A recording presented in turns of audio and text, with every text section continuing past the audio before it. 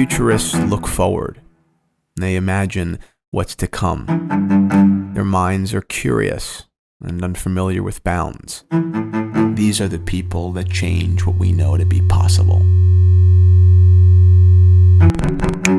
In 1960, Accutron embodied that spirit. With 300 years of watchmaking precedent in the rear view, they created something entirely new, something from scratch, something from the future.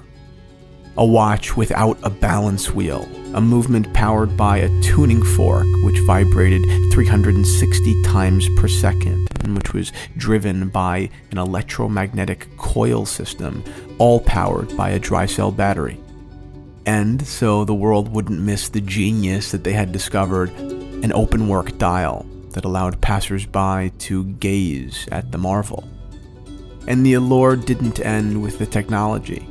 It was their style, the architecture, coloring, the exposed coils, the finishing. It represented a revolution in culture. It gave the feeling that we, as citizens of the space age, were onto something.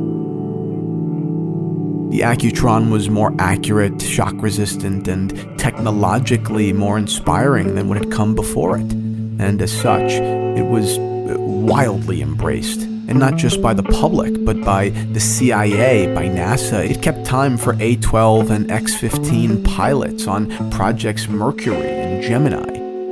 And now, 60 years after their first, they're back.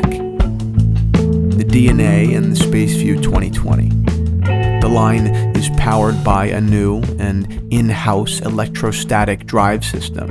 They achieved the same flawless sweep by allowing the attraction and repulsion of electrical charge to generate electrical current and mechanical energy. The Spaceview 2020 pulls from the past.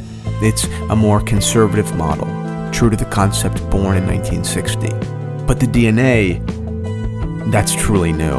It's how we see design evolving, and it's easy to get lost in. And its case, the ridges of its dial's finish.